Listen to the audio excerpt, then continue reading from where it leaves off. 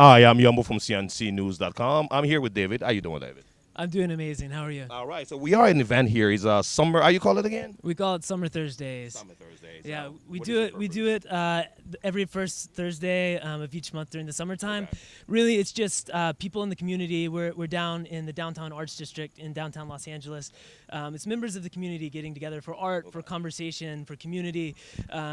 What we do is we run a campaign called Falling Whistles. We're asking people to be whistleblowers for peace in Congo, and so we bring people together here so that they can learn about what's happening, so we can learn about what's happening in their lives, where there might be kind of crossover points where we can work together towards speaking up and creating positive change in the world. Yeah, I think we went a little fast for our viewer out there. Yeah. So let's go back. David, what do David do for Falling Whistles? I'm a co-founder and the CEO of Falling Whistles. And then, and I heard you went to Congo actually. I did. You know, I was just in Congo, I guess only 2 weeks ago. Okay. And how was it? I mean, what did you see, and what do you think?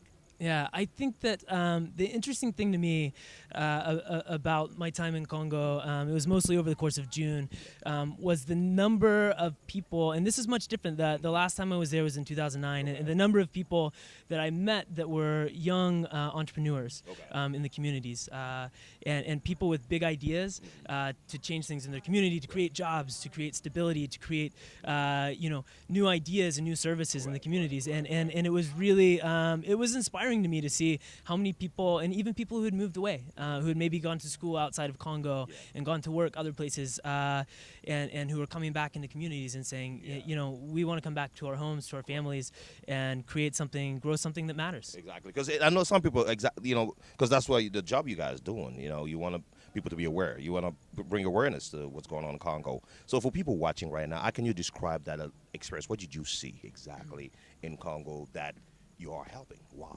Yeah, well, I think the biggest question for us has always been, since we first went, that Congo is this vast and beautiful land. I mean, it's just astounding how little of that story gets told in the rest of the world. We see these images on the television and these reports on the news, and so many of them have to do with some of the conflict that's happening there.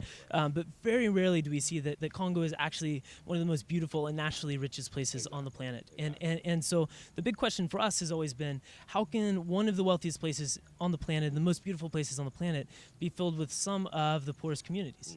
And so that was really the big question for us. And to be able to go and connect in communities with people who we find a really strong rapport with, they're young, they're courageous, they've sacrificed for their communities, they have big ideas, they have the capacity to pull them off, but oftentimes they just don't have kind of that initial startup momentum to get them over the hump. And we found the same thing here.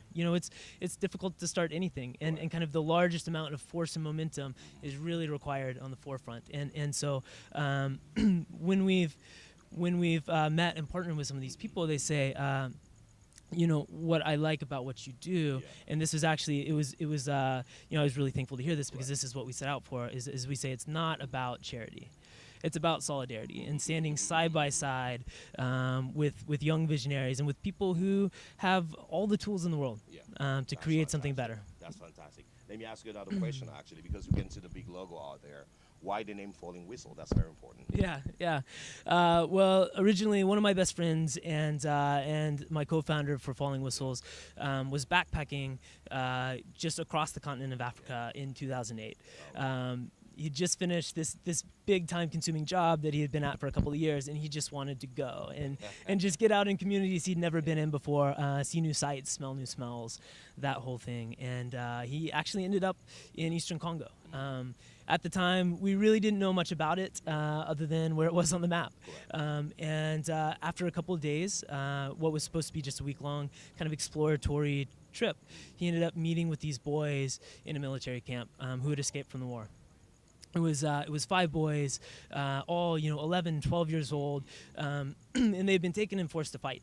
And so he was able to sit with them and try to understand their story. And one of the boys actually said that he told a story that some of the kids who were in that same militia as him had been sent to the front lines, and because they were too small to carry guns, were being sent with just whistles and sent as a noisemaker and as a human shield. And that was really, I mean, there's so much to be told, beautiful and with conflict in Congo, but that was really the story that took us and shook us into paying attention. And so coming back to Los Angeles, neither of us had a background in this sort of thing. Neither of us knew the answers to the questions, or even if there were answers. But what we decided is that even though we didn't know the solutions to the problems, we couldn't stand by and be silent. That we had to speak up, and we actually we gathered these groups of people together in our garage on a weekly basis to just discuss solutions. And what we found is we looked at history and we saw the history of change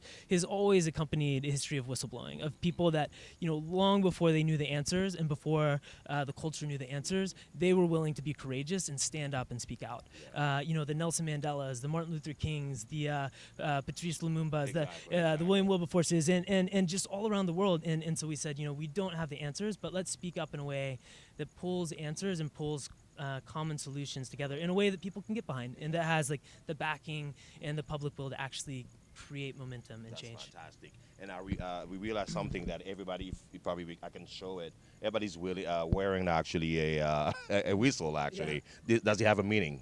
Yeah. So when we came back and we discovered this legacy of whistleblowers, we realized that the whistle, we'd see the peace sign, and the peace sign, it's already used and it's kind of ambiguous. You might see it at at a historic protest in America for the Vietnam War, or you might see it on Paris Hilton's swimsuit.